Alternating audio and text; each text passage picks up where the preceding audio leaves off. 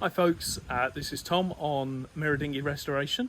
Today we're going to be talking about trailers, specifically old original Snipe trailers for mirror dinghies. I've got one here that I'm pretty much finished rebuilding for my dinghy, and it's these simple and ridiculously simplistic bits of kit are actually a real joy. And they're better than modern trailers, I think, for a lot of reasons. Let's walk through the work that I've done on this and a couple of things that I have left to do. So, as you can see, it's a nice shiny blue. I've just repainted the whole thing. What I did, I pressure washed it to get all of the old crap off, wiped it down with white spirit, to remove some of the grease, or as much of the grease as I possibly could that was residual, and I gave it a good going over with a wire brush. Between the pressure washer and the wire brush, that got all of the flaky rust and flaky paint off, no problem. I had problems, the old trailer, I don't know what you'd call them, I guess like on bigger trailers they'd be rollers, but they're just kind of pads here. The hull supports here were really blown, so I basically took those old pieces of rubber off. One thing that's still original is the rubber roller on here. That's kind of congealed really solid now. I might actually replace that because that's going to be quite hard on the hull. But one thing I'm proud of is big shout out to Vinery Road Physiotherapy Studios for giving me some free blocks here. What I've done is I've connected two physio foam blocks with impact adhesive, but basically put bolts through the bottom one and then glued them together to make these big wide hull support pads. And obviously these are hinged on the frame anyway, but what I like is that there's this big wide area for support, and there's a little bit of flexibility in there now as well, so this is going to conform perfectly to hull shape and cradle it. That brings me on to another reason why these old 60s and 70s Snipe trailers are brilliant, and that's because of the leaf springs and the sheer weight of the frame. This is all old mild steel. It is heavy, really thick angle iron and really thick tubing.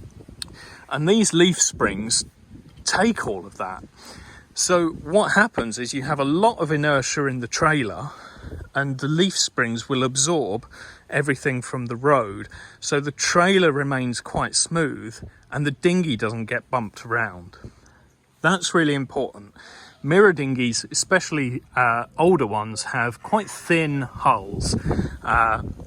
Old hull spec is 4.6mm plywood, and as you've seen from from my poor dinghy here, that can get quite fragile. So with a high inertia, high mass trailer, actually that puts a lot less load on the dinghy.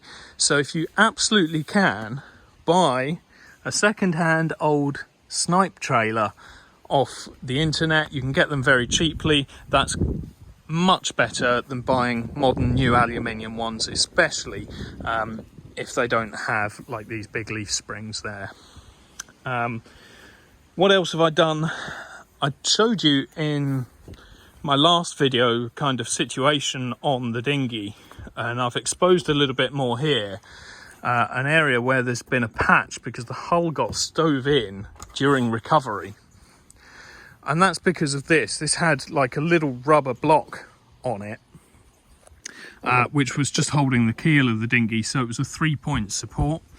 What I'm going to be doing is replacing this with actually a much better hull support V there, so that if you're recovering the boat and there's a bit of a cross tide or a crosswind, you don't have the risk of the boat coming in sideways on this solid hard sort of metal or rubber piece there and stoving in the hull.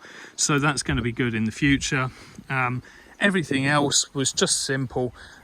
You greased the mechanism here. I've just painted over it, but it's still free as it needs to be. It took some WD-40 to get the old grease out, and there's some new grease in there in the ball. Another thing that I've done is I've had to remount these mudguards, and some of you might raise an eyebrow at this. The metal arches that these metal supports, they don't have the same radius of curvature as the actual arch. So over the years, I've had problems with actually these bolts ripping the arch, and this metal's got a little bit kind of cracked. Actually, you can't see it under the new bolts, but it's not in great condition. So what I did this time round was I actually put them down on a bed of silicone. That's not going to do anything in terms of sealing water. That's not what it's there for. It's there just to provide a perfect moulded bed so that the shape of the wheel arch is properly supported on the mount. You can see one last job that I've got to do here. I've put these ridiculously massive bolts through, and this is a real problem because under load and on bumps in the road, this is going to rip straight through the tyre. So actually what I need to do is bolt this up properly when the silicon's not quite set yet, but I'll bolt this up properly, and then I'll actually angle grind these off and finish them to a nice smooth stud in there, and put a stud over them, like a mushroom cap over them, so that won't rip into the tyre if there's a particularly aggressive bump. What else? I've had to replace the wheels on these things. The old wheels were pretty rough. I looked, and one interesting or one difficult thing is that a lot of modern wheels have 100mm spacing on the hub. These old ones are 4-inch. 4 inches is like 101mm. So if you just measure the old rusty thing, you can easily get it wrong. Go on the instinct on the date of the trailer. If you get it wrong, you'll know, because your hub will be offset slightly. Last thing that you absolutely need to do regularly with these trailers is grease them. You can see what I've done is actually I've put new studs and everything through the hub, because the old studs were really rusty and terrible. But what I've not done yet is greased it. And on the hubs, you have this grease nipple. These are what's called open bearings. They're not sealed. So you have to get a grease gun, get grease into that. And what you'll see is a load of old grease will come as you pump new grease in there. That circulates through the bearing, and it'll actually pop this kind of plastic cap off and out. You'll see that the old grease is kind of yellow and really cloudy, so you want to keep pumping until the new grease is through and coloured sensibly. If you have water in your grease, that will lead to boiling in there and overheating of the bearing.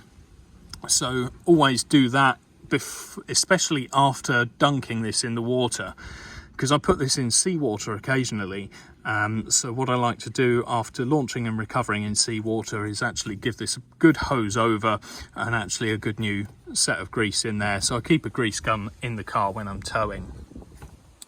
Brings me on to another thing that you want to check with these old trailers.